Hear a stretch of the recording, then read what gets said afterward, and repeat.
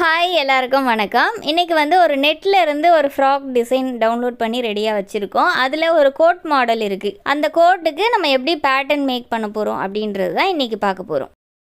Okay, இன்றைக்கு நாங்கள் எந்த கோட் வெட்ட போகிறோம், இந்த கோட் வெட்ட போகிறோம். சரியா? இப்போ நாங்கள் ஒரு பிக்சர் பார்த்து இந்த மாதிரி நாங்கள் தைக்கணும் ஆசைப்படுறோம். ஒரு பிக்சர் நெட்டில் இருந்து டவுன்லோட் பண்ணி கஸ்டமர் கொடுக்குறாங்க, இல்லை நீங்கள் உங்களுக்கு தைக்கிறீங்க. ஓகேவா? இப்போ ஃபஸ்ட்டு நம்ம என்ன செய்யணும், அந்த கோட் என்ன மாதிரி மாடலில் இங்கே இருக்குது அதெல்லாம் நீங்கள் பார்த்துக்கணும்.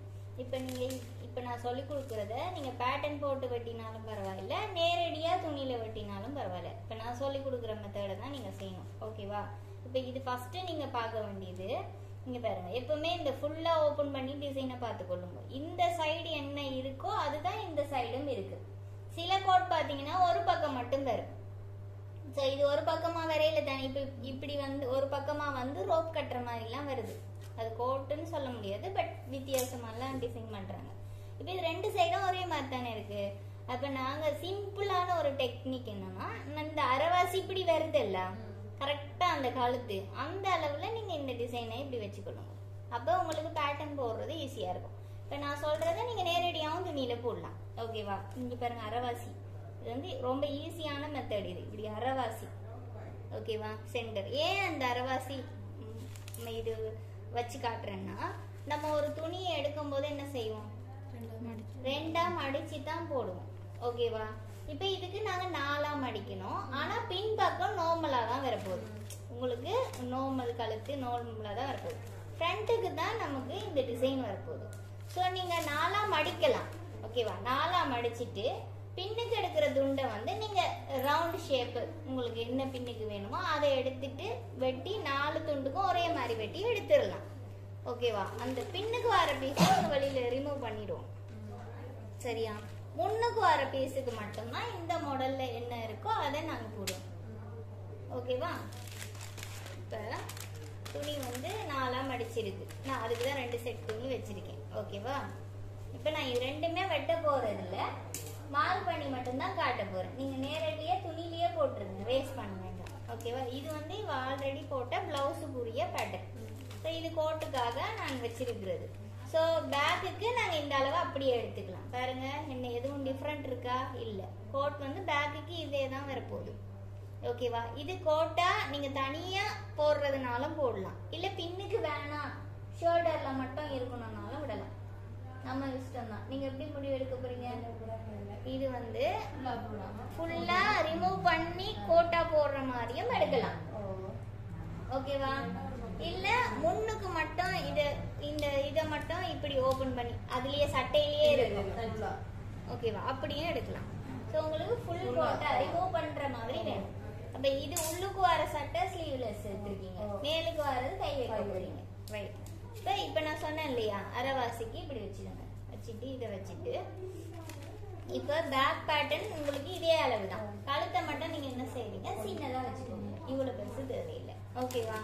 அப்போ இது இருக்கட்டும். இந்த அளவுக்கு நம்ம ஃபர்ஸ்ட் என்ன செய்யணும், இந்த பேட்டர்னை மார்க் பண்ணிக்கணும். இப்போ பேட்டர்னே போடலைன்னா என்ன பண்ணலாம் அதையும் சொல்லிடுறேன். உங்களோட இது ஸோ இதுதான் இவரோட பேட்டர்ன். ஓகேவா? இப்போ இதுக்கு தான் நாங்கள் கோட் போட போகிறோம். இப்போ கோட் பின் கழுத்துக்கு உங்களுக்கு இதை வச்சு அப்படியே மார்க் பண்ணி தையலுக்கு மேலே ஷோல்டருக்கு ஜாயின் பண்ணுறதுக்கு விட்டுருங்க. சரியா? அப்போ 1/2 இன்ச்சு விடுங்க. கரெக்டாக கழுத்து எவ்வளோ வைக்க போகிறீங்க, இங்கே தையலுக்கு 1/4 இன்ச்சு விடுங்க. சரியா? இங்கே ஷோல்டரில் நீங்கள் கை ஜாயின் பண்ண போகிறீங்கல்ல, அதுக்கு 1/2 இன்ச்சு விடுங்க. அப்போ அது அப்படியே ஆமில் 1/2 இன்ச்சு விட்டே மார்க் பண்ணிக்கோங்க. ஓகேவா? இப்போ நெக்கு எவ்வளோ வைக்க போகிறீங்க, பின் நெக்கு கோட்டண்டா ஒரு சின்ன நெக் வச்சாலும் பரவாயில்லை, உங்கள் விருப்பம் தான். மேலே நல்லா மேலே இருந்தாலும் பரவாயில்லை, உங்களுக்கு விருப்பப்படுறது. இவ்வளோ தான் வைக்கணும்னு அவசியம் இல்லை. உங்களுக்கு என்ன விருப்பமோ வைக்கலாம். ஆனால் ஆக டீப் வைக்கக்கூடாது. டீப் வச்சா நல்லா இருக்காது, ஒரு கோட்டுக்கு ஒரு இது இருக்காது. நம்மளோட விருப்பம் தான். சரியா? இதை ரவுண்டு எடுத்துருங்க. இப்போ நம்ம வேறு எதுவும் பண்ண தேவையில்லை. இவ்வளோட அளவு இதுதான்.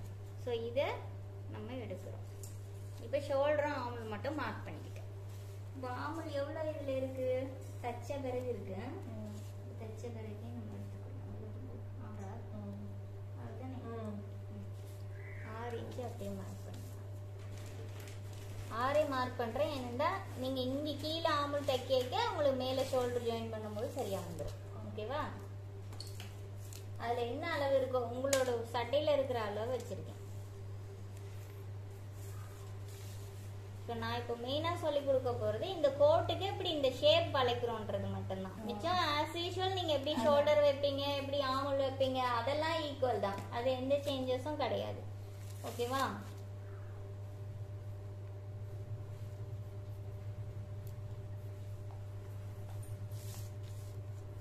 ரைட். இப்போ கோட் இப்போ இது இப்படி வைங்க.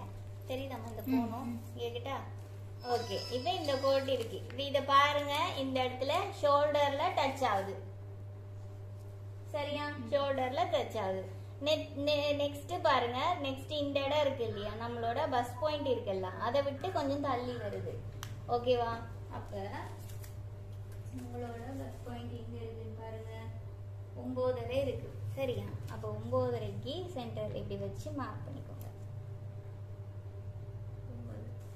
9.5 சாரி 9.5 10க்கும் மார்க் பண்ணலாம். ஏனெண்டா தோல் மூட்டு ஜாயின் பண்றதுக்கு அரேஞ்ச் போகும்ல, அப்போ பஸ்ட் பாயிண்ட்டுக்கு மார்க் பண்றேன். அப்புறம் பஸ்ட் இடைவெளி எங்க இருக்கு, எவ்வளவு இருக்கு? 7 இருக்கு. 6 6.5 இருக்கு. சரியா? 6.5 ரெண்டா பிரிச்சு எவ்வளவு வரும்? 3.25. அப்ப இங்கதான் இவருக்கு பஸ் பாயிண்ட் வருது.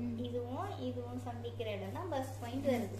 அப்ப இந்த டிசைன்ல எப்படி இருக்கு, பஸ் பாயிண்ட்டை விட கொஞ்சம் தள்ளி இருக்கு. ஸோ நம்ம எந்த இதுவும் சும்மா குத்து மதிப்பா செஞ்சு பழக கூடாது. அக்யூரேட்டா நம்ம செஞ்சு பழகினாதான் அது போடும் போது நீட்டா இருக்கும். சிலர் இப்ப நார்மலா நிறைய பேர் என்ன செய்வாங்கன்னா இப்படியே தருவாங்க. நான் அப்படியே சொல்றேனே, அதுவும் இப்படியே போடுவாங்க.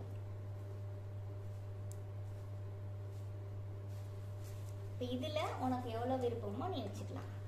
இதுல எவ்வளவு வச்சிருக்காங்க, உன்னோட வேஸ்ட் இருக்கு இல்லையா, உன்னோட வேஸ்ட்ல இருந்து ஒரு 4 இன்ச்சு ஒரு 3 இன்ச்சு வர மாதிரி வச்சிருக்காங்க. ஓகேவா?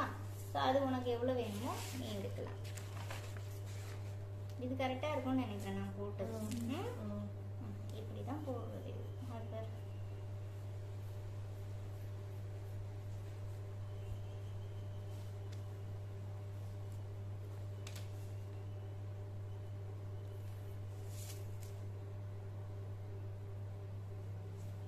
சரியா? அதே மாதிரி வந்துருச்சா இப்போ? ஓகேவா? நான் ஏன் இந்த ஷோல்டர்ல இருந்து பஸ்ட் இடைவெளியும் மார்க் பண்ணேன்னு சொன்னா, இதுக்குள்ள நாங்க இந்த வளைவை போட்டுறக்கூடாது, இதை விட்டு வெளியில வரணும் அப்படின்ற மீனிங்காக தான். ஸோ நம்ம குத்து மதிப்பா இப்படி வரைய சம்டைம் இதை நம்ம மிஸ் பண்ணிடுவோம். உங்களோட கோட்டு சரியா உள்ளுக்கு வர மாதிரி பண்ணிடுவோம், இல்லை ரொம்ப அகண்டி இங்க போட்டுருவோம். ஸோ இங்க போட்டாலும் வடிவு இருக்காது, ரொம்ப வெளியில போயிடும். அப்ப இந்த துணி வந்து உங்களுக்கு கொஞ்சம் தான் தெரியும், வடிவு இருக்காது. அப்ப அதுக்காக தான் உங்களோட கரெக்டா பஸ் பாயிண்ட்டுக்கு ஒரு சொட்டு தள்ளி, ஒரு கொஞ்சம் தள்ளி நீங்க வரணும். அப்ப எங்களோட பஸ் பாயிண்ட் இங்கே இருக்கு, இப்ப நாங்க கொஞ்சம் தள்ளி மார்க் பண்ணிருக்கோம். சரியா? இந்த கட்டிங் கிடையாது, இந்த கட்டிங். இப்ப இந்த அளவு கட்டாயம் மார்க் பண்ணணும்னு இல்ல, நீங்க அதை விட்டு தள்ளி போயிடக்கூடாதுன்றதுக்காக தான் பண்ண. சரியா? அப்படியே உங்களுக்கு போட்டு வரைய தெரியும்னா அப்படியே போடலாம். எரேசர் தாங்க.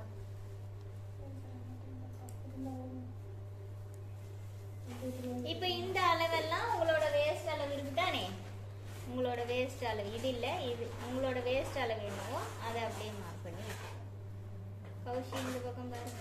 உங்களோட வேஸ்ட் அளவு என்னமா அதை மார்க் பண்ணி இந்த ஆமுல்ல இருந்து அதை அப்படியே விட்டுருங்க. இது தையலுக்கு எல்லாம் விட்டுருங்க.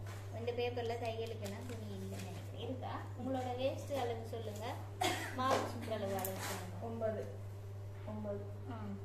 வேஸ்டா மார்க் சுற்றளவு அளவு 4 பிரிச்சுதான் சொல்றேன். 4 பிரிச்சு.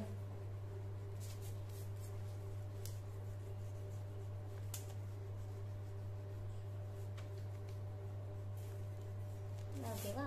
இவ்வளவுதான். இப்ப உங்களோட மார்க் சுற்றளவு என்ன அளவோ அதை 9 இன்ச்சு பிளஸ் தையலுக்கு விடணும். இதுல இல்ல, நீங்க துணியில போடும் போது வச்சுக்கோங்க. வேஸ்ட் அளவு என்ன?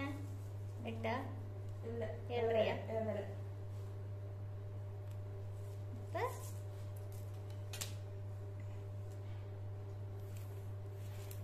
தையலுக்கு இதில் கொஞ்சம் தான் இருக்குது, நான் அதை அப்படியே போடுறேன்.